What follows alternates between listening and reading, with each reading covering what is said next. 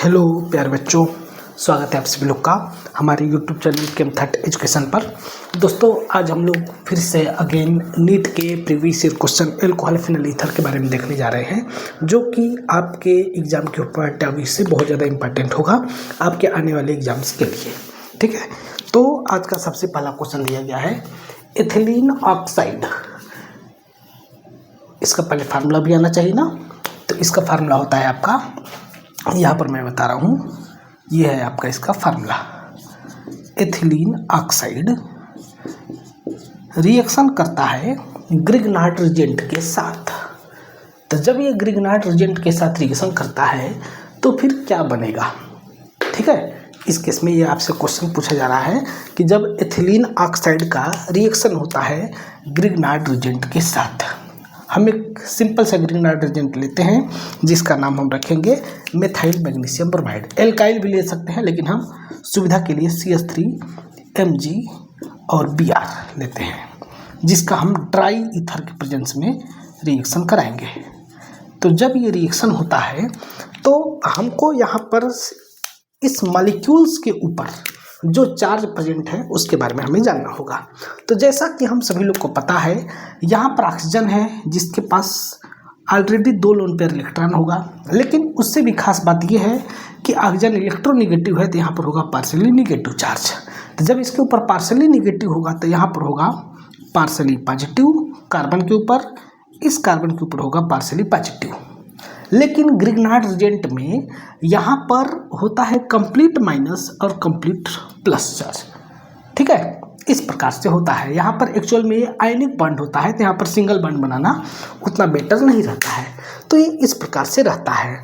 अब इसके बीच में रिएक्शन होता है, तो जब रिएक्शन होगा तो खूब ध्यान से खास बात देखने वाली ये है कि इसका जो सिग्मा बॉन्ड है, इसको देखिए, मतलब लोन पेयर इलेक्ट्रॉन है सिग्मा बॉन्ड का, उसको भी हमको ध्यान में रखना होगा। दोनों इन्वायरमेंट सेम है, तो जब दोनों इन्वायरमेंट सेम होगा तो किसी एक कार्बन पर आकर के इसका CH3 माइनस अटैक करेगा, क्योंकि यहाँ माइनस यहाँ प्लस, और जिस कार्बन पर अटैक करेगा उसके अपोजिट कार्बन पर ऑक्सीजन शिफ्ट हो जाएगा। तो हम मान लेते हैं कि इस कार्बन के ऊपर अटैक किया CH3 माइनस, इसके ऊपर इस प्रकार से अटैक करेगा, तब ये वाला बॉन्ड शिफ्ट हो जाएगा। ऑक्सीजन, कार्बन और ऑक्सीजन दोनों का जो इलेक्ट्रॉन है उसको लेकर के हट जाएगा, और जैसे ही हटेगा तो CH2 के साथ अटैच हो जाएगा CH3, और O माइनस है यहाँ पर, और यहाँ MgBr है, तो ये MgBr ऑक्सीजन के ऊपर लग जाएगा। तब ये दिखेगा किस प्रकार से, तब ये दिखेगा, पहले ये दोनों कार्बन बनाएंगे CH2 CH2, इस कार्बन से हमने CH3 लगा दिया, तो हमने लगा दिया CH3। अब आगे O पर माइनस चार्ज और MgBr इसके पास आ जाएगा, MgBr इसके ऊपर आ गया प्लस चार्ज। ठीक है, ये चीज बन जाएगा। अब आगे पूछ रहा है कि बस इतना ही दिया है आपके क्वेश्चन में, लेकिन आपको ध्यान में रखना होगा कि जब ये रिएक्शन होती है उस केस में हमें एसिडिक वर्कअप कराना पड़ता है। एसिडिक वर्कअप का मतलब एसिड के प्रेजेंस में वर्क कराना होता है, यानी कि वाटर के साथ रिएक्शन कराना होता है। तो जब यहाँ पर रिएक्शन होता है तब इस केस में सबसे पहले ये जो ऑक्सीजन पर माइनस चार्ज है एसिड के साथ रिएक्शन करता है, और रिएक्शन करके सबसे पहले ये फॉर्मेशन करता है आपका CH2 यहाँ पर CH3 और यहाँ पर हो जाता है OH, और इसके बाद फिर MgBr प्लस चार्ज ये बचता है। लेकिन हमें यहाँ पर ध्यान देने योग्य बात यह है कि अभी हमारे पास वाटर मॉलिक्यूल बचा हुआ है। ठीक है, तब इस वाटर मॉलिक्यूल का ऑक्सीजन का लोन पेयर इलेक्ट्रॉन यहाँ पर अटैक करेगा। जैसे ही अटैक होगा इस केस में MgBr और OH ऑक्सीजन पर आ गया प्लस चार्ज, वाटर के ऑक्सीजन पर आ जाएगा प्लस चार्ज। अब जैसे ही प्लस चार्ज आएगा तुरंत यहाँ से ये H+ बाहर निकल जाएगा, और जब H+ बाहर निकलेगा, कैसे निकलेगा H+ बाहर, तो दोनों इलेक्ट्रॉनों को छोड़ करके जैसे ये बाहर निकलेगा तब ये फाइनल प्रोडक्ट के रूप में हो जाएगा, आपको अभी दिखाई देगा BrOH प्लस H प्लस, ये चीज बन जाएगा। ये कंप्लीट हमने रिएक्शन आपको दिखा दिया। अब इस केस में बस ये आपसे क्वेश्चन पूछ रहा है कि कौन सा एल्कोहल बनेगा। तो हमारे सामने ये आपका एल्कोहल है, तो इस एल्कोहल की डिग्री पूछ रहा है। इसको हम अगर और बेटर तरीके से लिख दे तो CH3 CH2 CH2OH।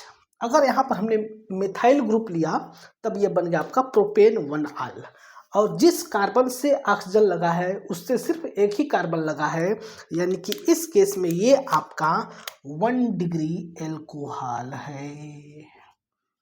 आया समझ में? ये आपका कौन सा है? 1 डिग्री एल्कोहल। इस प्रकार से इस क्वेश्चन को करना था। अब सेम वही कंडीशन हम आपको थोड़ा सा एक्स्ट्रा नॉलेज देते हैं यहाँ पर। अगर यहाँ पर एथिलीन ऑक्साइड की जगह पर प्रोपिलीन ऑक्साइड दे दिया जाए, अर्थात CH3 CH CH2 और O, अब क्या होगा? इसके ऊपर अगर हम RMgX का रिएक्शन कराते हैं, R पर माइनस Mg पर प्लस, यहाँ पर प्लस, यहाँ पर प्लस, यहाँ पर माइनस, तो अब कौन सा बॉन्ड ब्रेक होगा?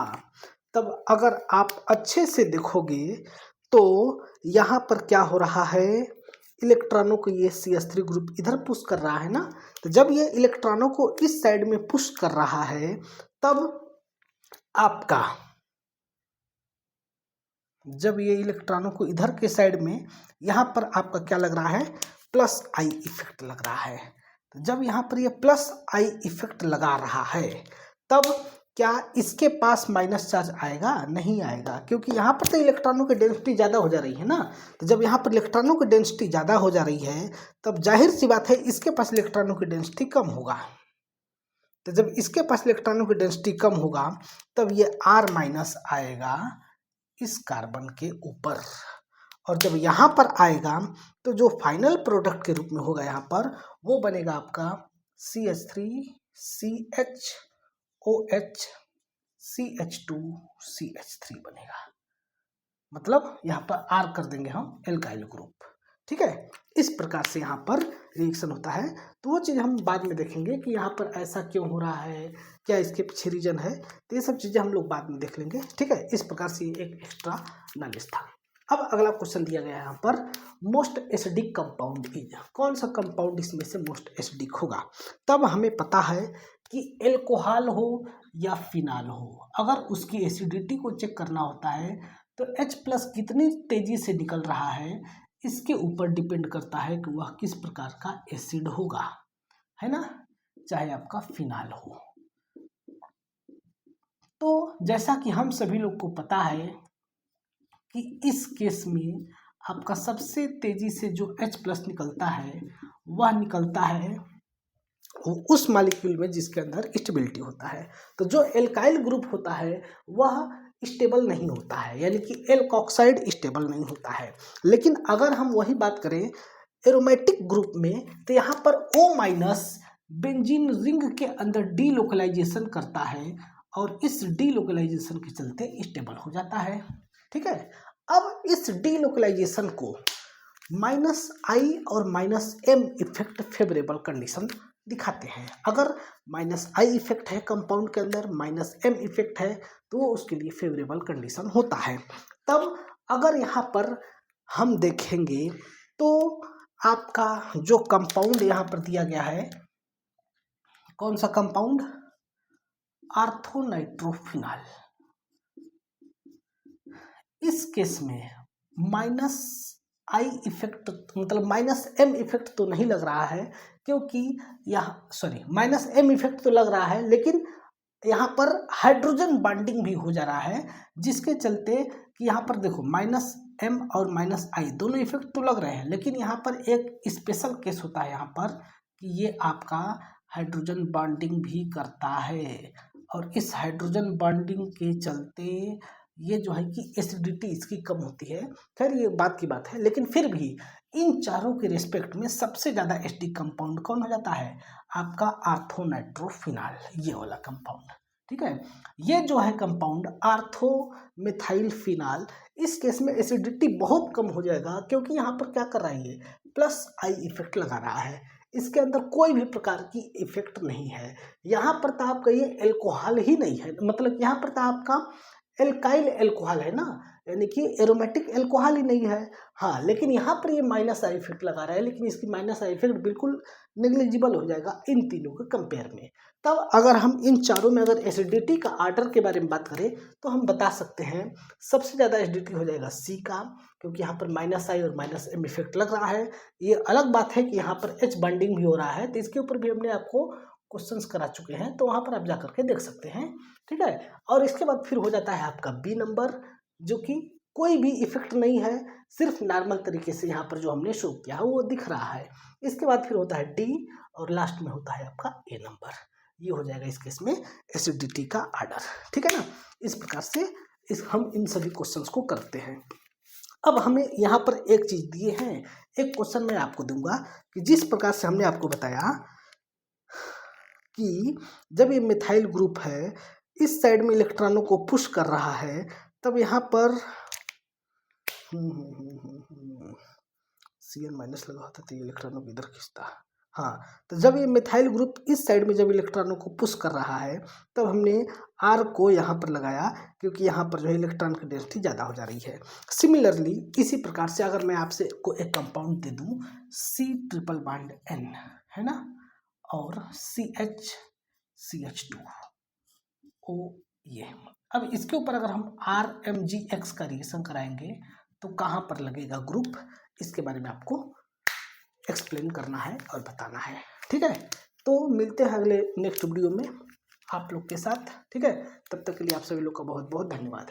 ये क्वेश्चन करके आप हमें इसका आंसर कमेंट बॉक्स में बताइएगा, ठीक है। अगर आपके पास भी कोई क्वेश्चन हो, डाउट हो, तो बिल्कुल निश्चिंत होकर के, अनिश्चिंत होकर के हमें आप इस दिए गए नंबर पर संपर्क करिए, ठीक है। मिलते हैं अगले नेक्स्ट वीडियो में, तब तक के लिए आप सभी लोग का बहुत बहुत धन्यवाद।